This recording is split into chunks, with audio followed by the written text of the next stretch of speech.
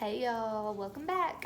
So, once again, I never know what the heck I'm going to talk about when I do these videos, so we'll see where it's going to go.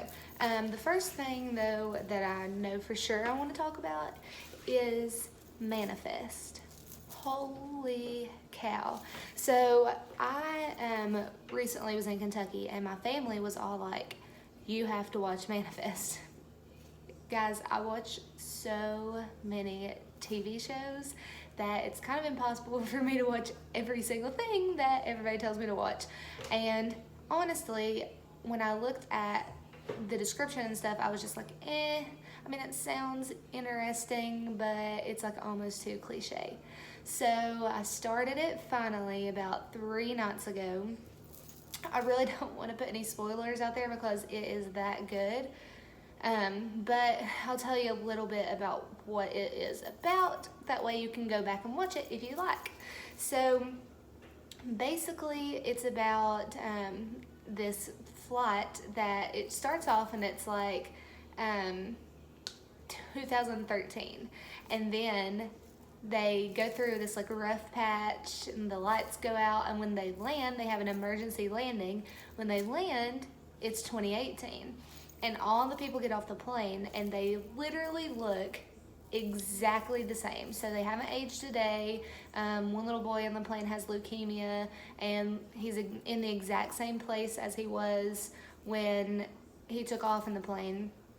So no one can figure out what the heck is going on. So then, kind of like on top of all of that, they are all hearing things in their head and seeing things that are going to happen in the future. So I'm not sure where it's going. I'm not sure how this is all going to play out. My biggest theory right now, this may be a little bit of a spoiler alert. It won't hurt anything. My biggest theory right now is the little boy definitely has something to do with all of this. I don't know how, but I swear I just feel like he plays such a huge role in it, the little boy with the leukemia. So I think he plays such a huge role in this, how this all went down. I'm not sure how, but I'm really excited to find out. So I'm only about to be on episode 4. So I'll keep y'all updated on what I'm thinking about it. I think there's only 1 season though so far, so I'm so excited. Okay, let's see. What should we talk about next?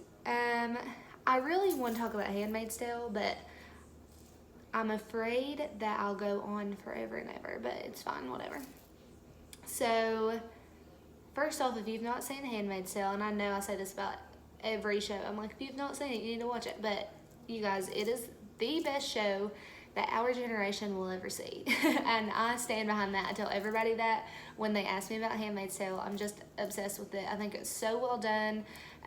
It's got the perfect amount of humor in a really, really bad situation. But it gives me such a pit. Oh my gosh. So this will be full of spoilers. I just can't do this without spoilers. I just can't. So when I started watching Handmaid's Tale, it was already like 3 seasons in. So I started watching it, and once I finally caught up, it was like I hadn't been having to suffer through this pit for the whole time I'm waiting for the show to come back on. So like now that I'm really invested in it, and I'm having to wait, like I think we have been waiting now for like, I don't even know how many more months before it finally comes back on. Forever, basically, though. And my pit is just like suffering even more. It's just getting bigger and bigger and bigger the more I think about it, and the more I'm like, what the heck are they gonna do with the outcome? It's just insane. So basically, if you haven't watched The Handmaid's Tale, I'm gonna try to get through this without any spoilers, because I want to give it a little while, and then I'll come back and spoil it a little bit. But so if you haven't watched Handmaid's Tale, it's basically about how America starts suffering really badly with infertility issues, and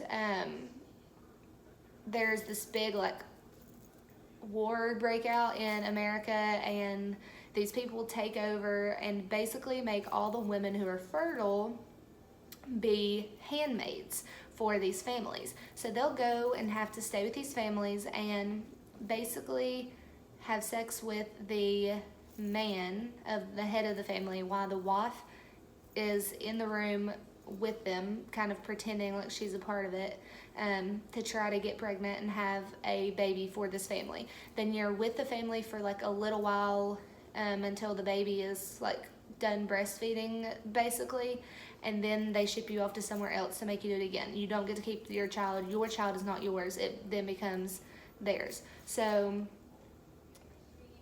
that first off makes me sick, but there's a lot of other things that come into play with it too. Like there's a lot of different jobs that women have, like ones that aren't able to have kids or sent certain places if they're not like of a social status, a high enough social status. But it's just crazy. Women are not allowed to read books. They're not even allowed to really acknowledge the fact that they can read. They're not allowed to do anything. Everybody dresses like old school again. There's no technology. But this whole time, like, all the rest of the world still is how it was. So, like, Canada still has all of this technology, and everyone's basically trying to escape to Canada throughout a lot of it, because Canada is, like, just full of refugees. They're accepting all the Americans, and it's seriously just the best show. Like, it's so well done. The lead character is just a boss. She's stupid and literally makes me sick sometimes because she does stupid things, but she does it because she's just such a boss and she wants to help people so badly. So I'm ready for the reckoning of the handmaids. I'm ready for them to just kill all these stupid, nasty men who are basically raping them every single day.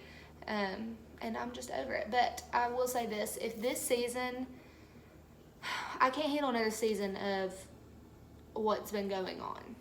That's all I'll say.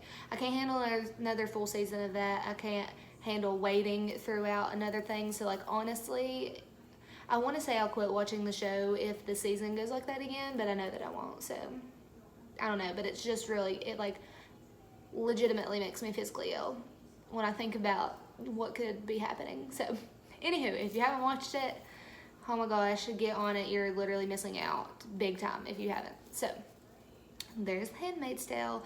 And let's see, what else have I watched recently?